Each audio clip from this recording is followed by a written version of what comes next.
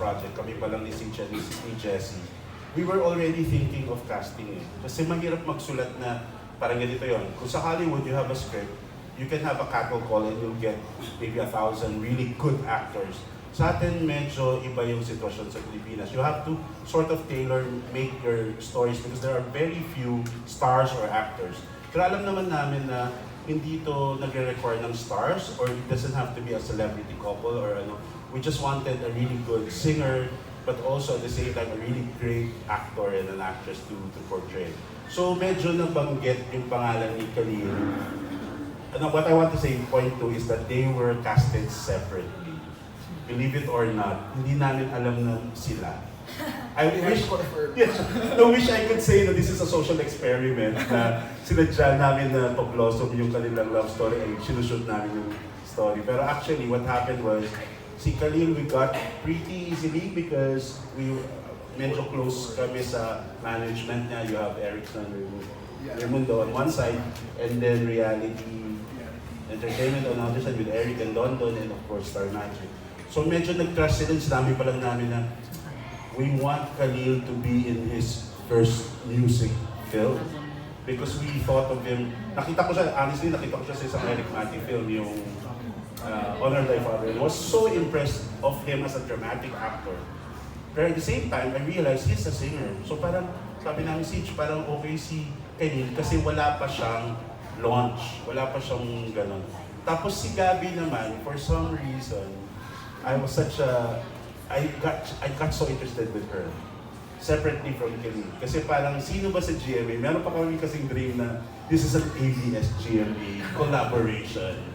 Diba? Parang cut 10 lang, ano, parang. Pero yun yung dream namin. Why? Because I come from mainstream. Si Siege comes from independent.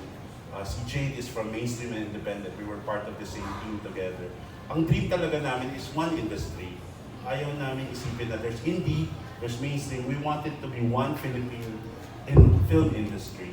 And timing, di ba? We're celebrating 100 years. Pero it's about time that we actually bridge the gap. Yung idea na kung ang bagay na casting ay magkalabang network, sana pwede sila magkatrabaho.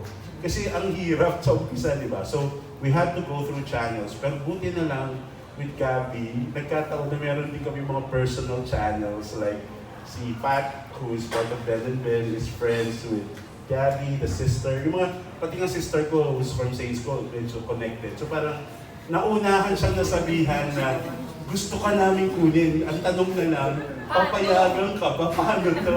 Saka ang dami na ng haba ng push and pull process. Like maybe... Buti ka pa ako di makast, Oh, yeah. Diba? When may moment para sa sobrang tagal ng process, feeling ko mag-give up na sila sa akin. Like, feeling ko i-miscast. I mean, hindi na nila ako... parang iba na yung i-cast ko na. So, ayun, I read the script and Ben and Ben's part of it. I'm a huge fan of Ben and Ben. I felt like I need to fight for it. So, talagang meant to be. Yeah, it was meant to be. You know, the management, GMA gave way. They were very considerate and very considerate of what I want to do as an artist. Ganun. So, we're all lucky na napadpad kami dito and buo na yung LSS with the dream cast and the dream directors. Hindi kasi 2-year yung process. Medyo pa 2 years siya kasi matagal yung proseso. But then it's all worth it. I hope you guys watch out for it kasi sobrang haba ng proseso na nangyari. Ayun. Last question ko. Let's talk about naman sa characters. Sino sila and nakarelate pa kayo? For all na. For all. Ako muna. Ayan, nasa akin yung mic. I play the role of Sarah. She's an aspiring musician, songwriter. Siya yung sumasali sa music camps, sa Elements, parang gano'n. Sa music camp, na willing siya to do everything to reach her dream, but nagkakaroon ng problem because she has priorities, which is her brother, kasi wala silang parents. So siya yung nagtayong breadwinner for the family. So yun yung medyo, ayan, on cue yung music. Yun yung medyo nag-ender sa kanya to reach her dream. So for a time, hindi na siya naniwala dun sa pangarap na yun. Dun papasok si Zach. Yes, si Sarah met Zach in a P2P bus seen on the trailer for the film. Si Zach naman ay isang work from home IT. He lives together with a single mom. And si Zach, we see him at the start of the film. He is on his way to profess his love to his best friend. Pero, hopeless romantic kasi siya.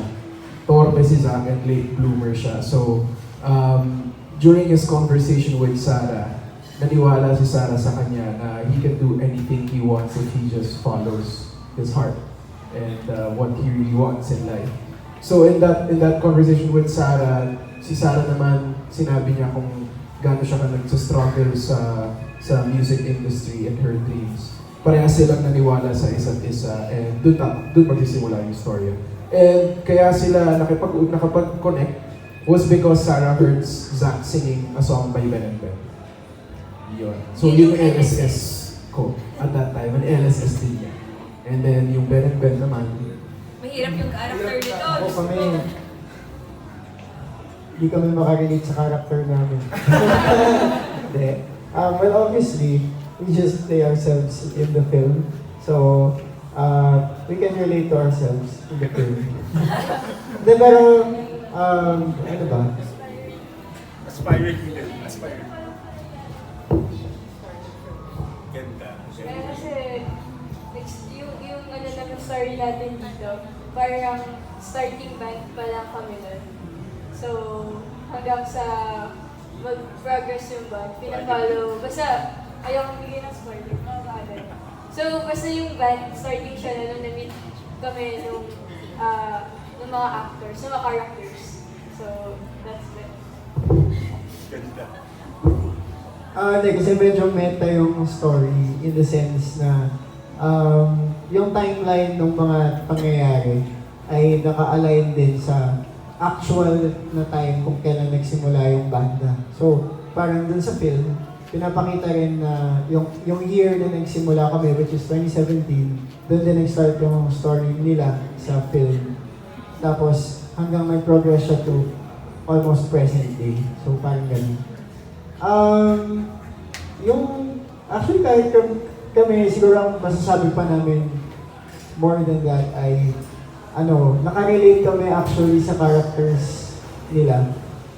Kasi, di ba, si Tony umiyak at one point nung pinapanood yung, sorry, lalagyan. Nung mga test screenings with us. Yan ang share niya. Ayoko din mag-spoil, pero basta may isang scene doon na grabe. Wait! Sobrang na-trigger. Kasi pag napanood nyo na, kwento ko. Eksena mo ba? Siguro kasi yung LSS, sa lahat, pero most especially sa story, tsaka sa pagkaganap ng bawat character.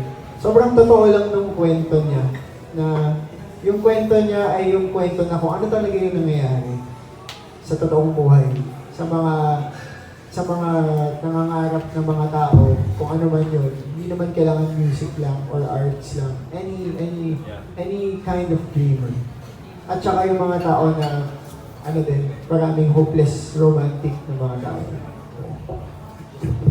Ayun, to connect to what Miguel said. Parang di tayo magkakilala.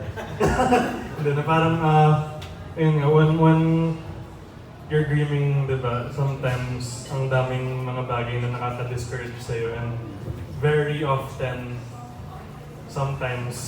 often, you just need that one person na magtutulak sa'yo and sometimes that's all you need, that one push para sabi sa'yo na kaya pa rin. So, yes.